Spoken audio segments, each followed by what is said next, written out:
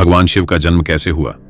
जब कुछ भी नहीं था, न समय था, न आकाश, न पृथ्वी, न देवता, न दानव, चारों ओर बस अंधकार था।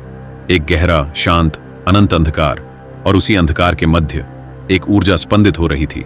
वह ऊर्जा थी आदिशक्ति, वह ऊर्जा थी स्वयंभू चेतना, वह ऊर्जा थी शिव। लेकिन प्रश्न उठता है, क्या भगवान शिव का जन्म हुआ था या वे सदा से थे? आज हम जानेंगे एक ऐसी कथा जो ब्रह्मांड के आरंभ से जुड़ी है। एक ऐसी कथा जो बताती है कि शिव जन्मे नहीं, वे प्रकट हुए। सृष्टि से पहले की कहानी। जब सृष्टि का आरंभ होना था तब अनंत जल ही जल था। उस जल में योग निद्रा में विराजमान थे भगवान विष्णु। उनकी नाभि से एक कमल प्रकट हुआ और उस कमल से जन्म हुआ ब्रह्मा जी का। ब्रह्मा जी को आदेश मिला, सृष्टि की रचना करो। लेकिन समस्या थी, चारों ओर अंधकार था, दिशा का ज्ञान नहीं था, ना दिन ना रात। ब्रह्मा जी ने तप किया, हजारों वर्षों तक तप किया। तब एक दिव्य प्रकाश प्रकट हुआ। वह प्रकाश इतना तेज था कि ब्रह्मा और विष्णु दोनों चकित रह गए। उनके सामने एक अग्नि का स्तंभ प्रकट हुआ, जिसका ना आदि दिख रहा था ना अंत। वह था ज्योतिर्लिंग। ब्रह्मा और विष्णु का अहंकार। ब्रह्मा जी बोले, मैं सृष्टि का रचयिता हूं, मैं सबसे बड़ा हूं। विष्णु जी बोले, मैं पालन करता हूं, मुझसे बड़ा कौन? तभी उस अग्नि स्तंभ से आवाज आई, जो मेरे आदि और अंत का पता लगाएगा वही श्रेष्ठ होगा। ब्रह्मा जी हंस बनकर ऊपर उड़ चले, विष्णु जी वराह बनकर नीचे धरती की गहराई में गए। हजारों वर्ष बीत गए, पर न ब्रह्मा को अंत मिला न विष्णु को आरंभ। तब विष्णु जी ने स्वीकार किया, मैं हार गया, यह अनंत है। लेकिन ब्रह्मा जी ने झूठ कहा, मैंने अंत देख लिया।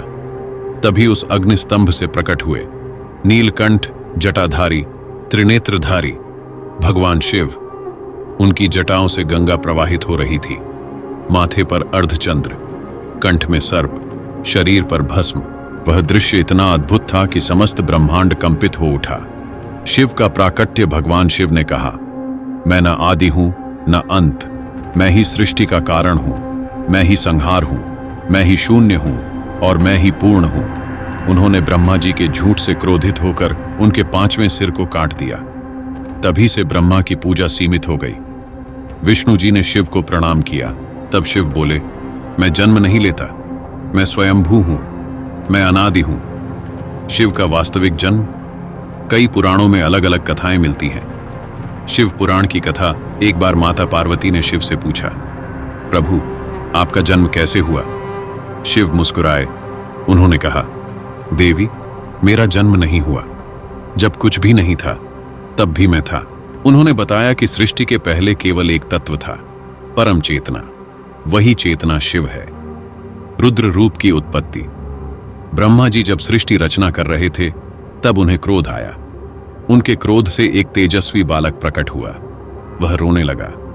ब्रह्मा जी बोले, मत रो। लेकिन वह बालक रोता रहा। तब ब्रह्मा ने कहा, तुम्हारा नाम होगा रुद्र, क्योंकि रुदन से उत्पन्न हुए थे। यह रुद्र ही आगे चलकर शिव के 11 रूपों में प्रकट हुए। शिव ऊर्जा का प्रतीक। शिव कोई साधारण देव नहीं है, वे समय से परे हैं। उनका कोई जन्मदिन नहीं, फिर भी हम मनाते हैं महाशिवरात्रि। क्यों?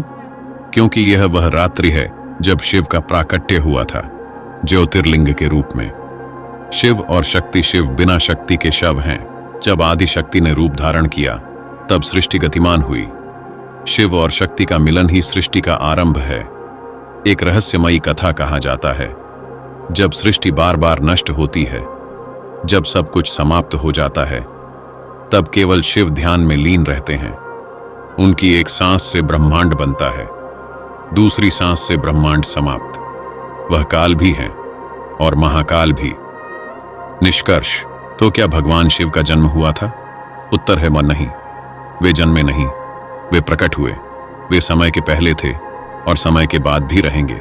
वे अंधकार भी हैं और प्रकाश भी। वे मृत्यु भी हैं और जीवन भी। वे विनाश भी हैं और सृजन भी। और इसलिए उन्हें कहते हैं महादेव।